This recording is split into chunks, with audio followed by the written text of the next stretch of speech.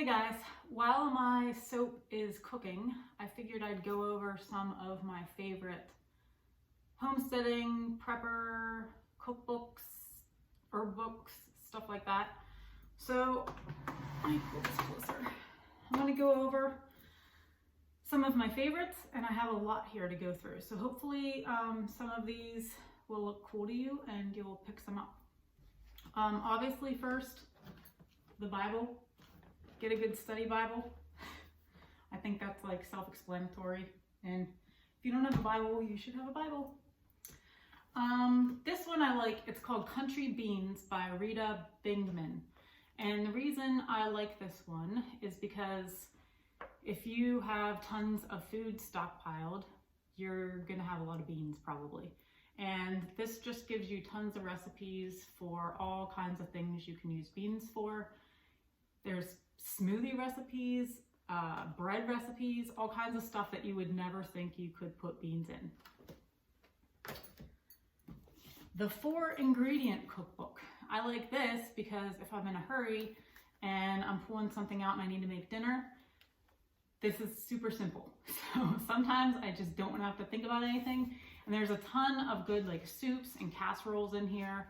And I'm not real big on like extremely elaborate meals and dishes because you're gonna poop it out anyway. So I figure, you know, the simpler it is, the better. Oh, the 4-ingredient cookbook is by Linda Coffey and Emily Kale. I'll link all of these in the description below. So, Solar Oven Cooking by Mary Beville. And I got this one because I got a solar cooker last year. It works great. I cooked pizzas in it, like frozen pizzas from the store, but I also baked my own pizza. And I did bread and I did some casseroles and stuff, and it works awesome. Now, here in southwestern PA, we don't get a ton of sun. It's like the cloudiest spot I think it's cloudier than like London and Seattle. I'm not kidding you. In fact, today is a nice sunny day, so I wanted to do a bunch of videos where I have some natural light for once. But anyway, this solar oven cooking is good. It's got lots of different recipes in there for like meatloaf, casseroles, zucchini, tomato, onion bake, and it tells you what to do. Ooh, garlic Parmesan bread, that looks good. But I have used this one for a few recipes so far, and I really like it. This next one is called Preserve Everything by Leda Meredith. And it teaches you how to can, culture, pickle, freeze, ferment, dehydrate, salt, smoke, store fruits, vegetables, meat, milk, and more. So basically, if you're gonna have a garden this year or you wanna stock up when things are on sale and preserve a bunch of stuff, this is the book for you. And it's got really nice pictures in it and good instructions. So, and as you can see, I've bookmarked. I know people say don't bookmark books. I bookmark books all the time. I don't care. They're my books. I can do what I want. But this is a really good one. The next one is The Complete Guide to Edible Wild Plants for Beginners. A guidebook to foraging, harvesting, identifying, and cooking essential wild food, herbals, roots, mushrooms, fruits, and nuts for enjoying edible wild plants.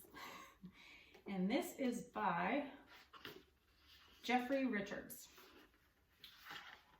And this is really good for mushrooms. We get a ton of mushrooms around us, which is good because it means we have good soil.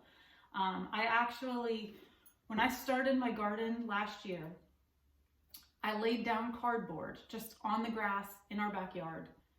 Laid down cardboard, and then I covered it with about 3 to 4 inches of pure, well no, not pure, 3 to 4 inches of mushroom compost mixed with topsoil. That's all I did. I didn't know anything about fertilizing yet or anything. My garden went crazy, and I had tons of mushrooms in the garden. So this is good for all kinds of stuff. And it gives you recipes too, like dandelion root coffee, wild mushroom bisque, stinging nettle, how do you pronounce that? Spanakopita, lamb's quarters, daylilies. Now, these aren't in color, so that kind of sucks in a way, but they're pretty up close pictures of things you can find in the wild. And it also tells you like where you're likely to find them, like what areas of the country, what the terrain is like where you're gonna find it. So that's a good one. This one I bet a bunch of you have, the Encyclopedia of Country Living. This is the 50th anniversary edition. It's by Carla Emery. And this, I mean, literally has everything you could ever think of in here. So rather than flip through, I'll just give you a few of the table of contents topics. Choosing and buying your own land. Information, so like references to get more information about living in the country. Storage in case of emergency. Living simply or primitively, so like different ways of doing things if you don't have modern conveniences. How to care for your dead, which I think is important. I don't think people really think about that. Backwoods housekeeping, country clothing, quilting, candle making, money management, a bunch of stuff about health, lots of recipes, and measurement and like metric equivalents and things like that. So just tons of good stuff in here. I mean, there's tons of recipes for your garden vegetables.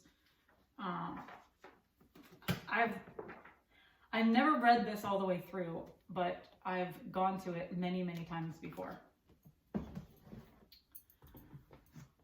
Oh, and I also wanted to mention, at least 50% of these I got from thrift stores. So whenever you're at Goodwill or a thrift store or something, always check the book section. I find like the coolest stuff. I just found a whole bunch of old books at some antique store that was going out of business, and I think I shared a picture on Gab about that. I think I got 3 or 4 books for $1.61 or something like that, and they're awesome books. So always be on the lookout for that. You don't have to spend a fortune on these. I mean, I'll link them all on Amazon, but a lot of them you can find in thrift stores easily. Okay, this one is the Reader's Digest Back to Basics. Found this one in a thrift store. It's really cool.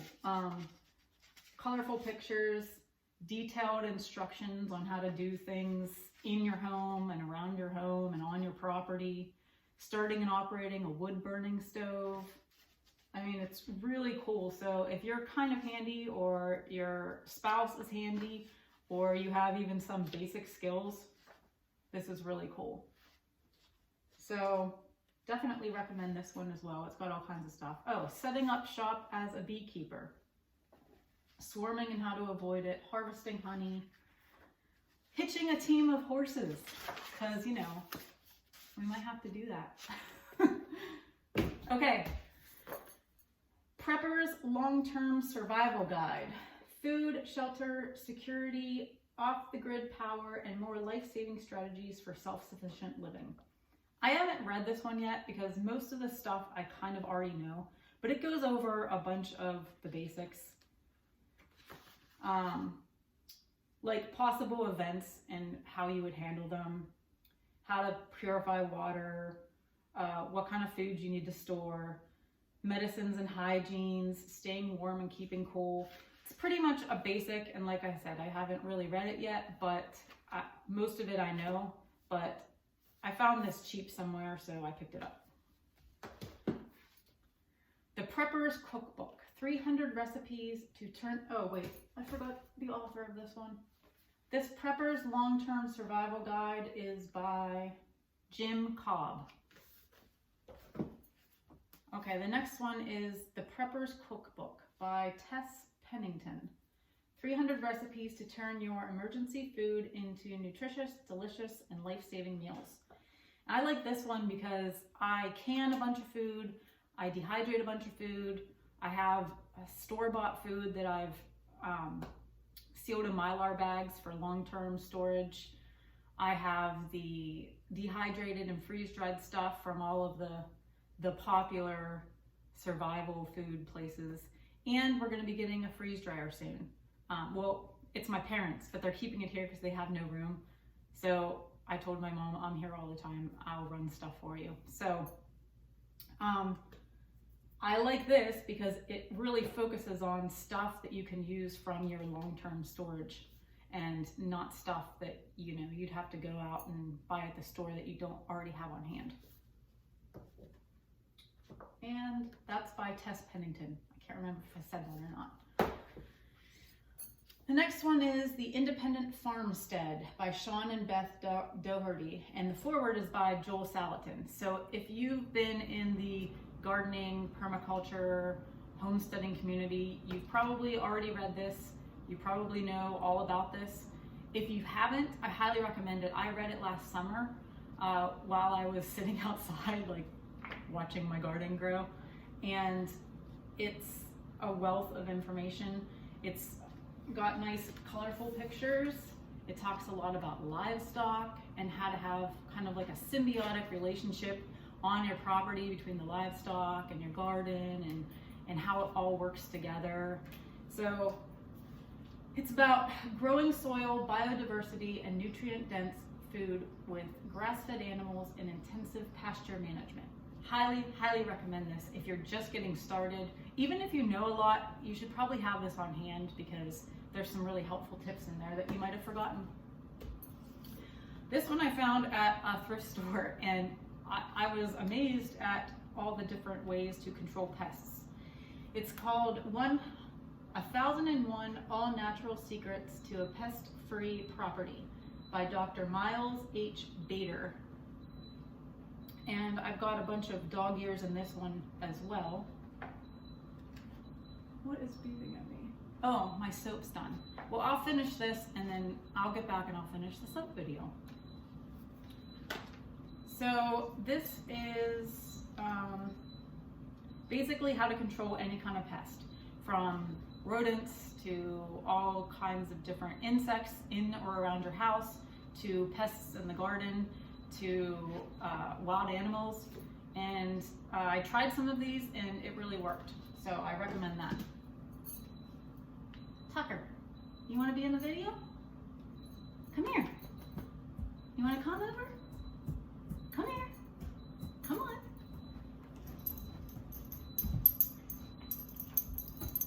This is Tucker. Say hi. Okay, the Farmer's Almanac. This is last year's. I haven't gotten this year's yet, but I'm going to next time I go to the store.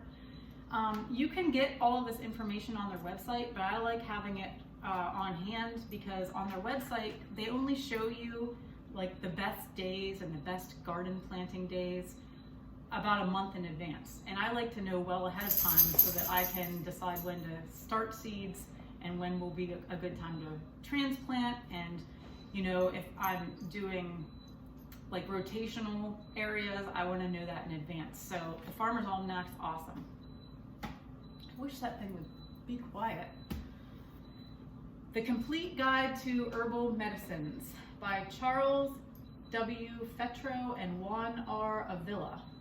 And this is really good, not necessarily for identifying the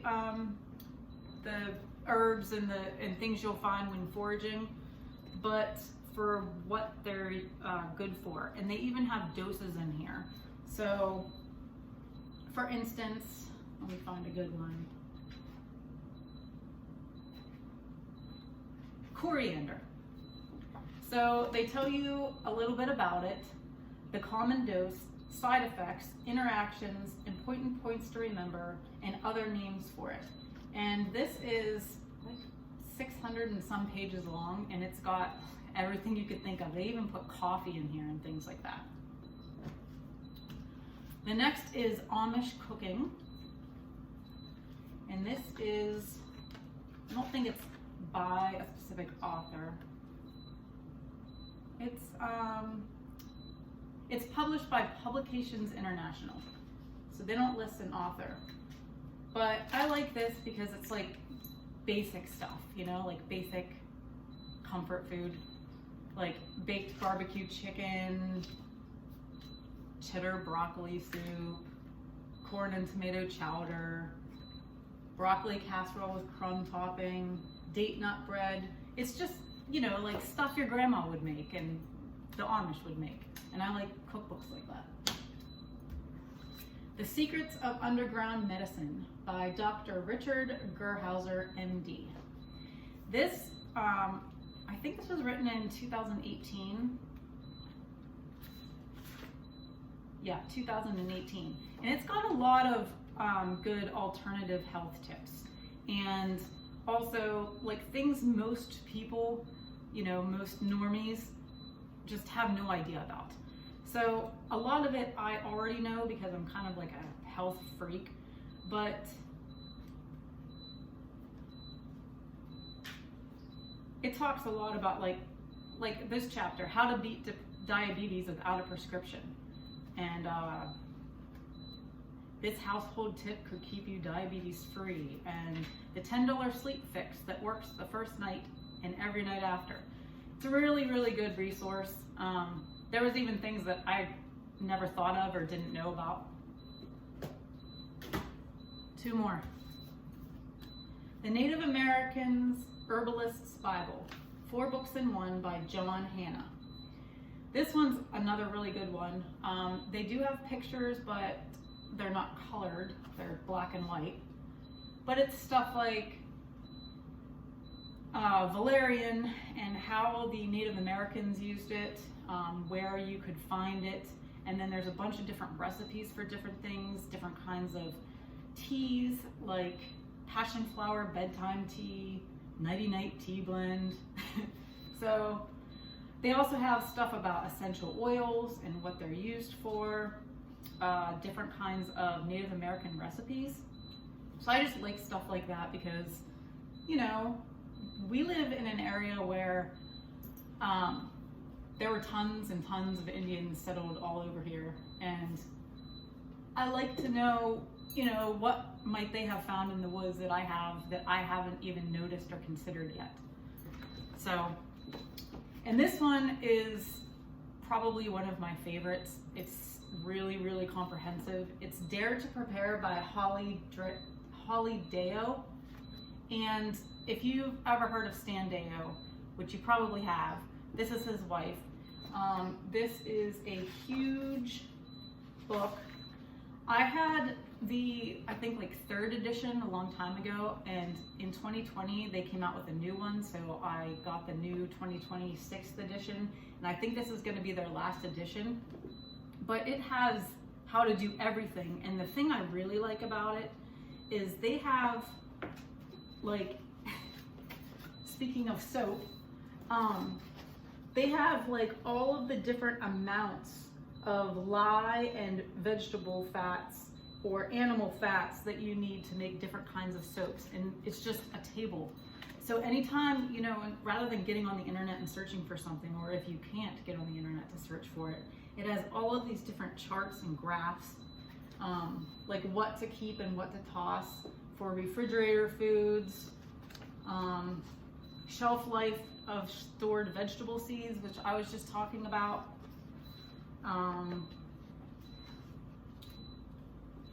keeping fuel from degrading. I mean, like literally everything you could think of about preparedness is in this book. So, highly recommend this one. It's really thick, wealth of information.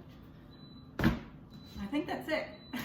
I have more that maybe I'll do another video like this, but I figured, hey, shh, no. I figured I'd share some of them, and hopefully you got some titles that you've never heard of before. Talk to you guys later. Bye.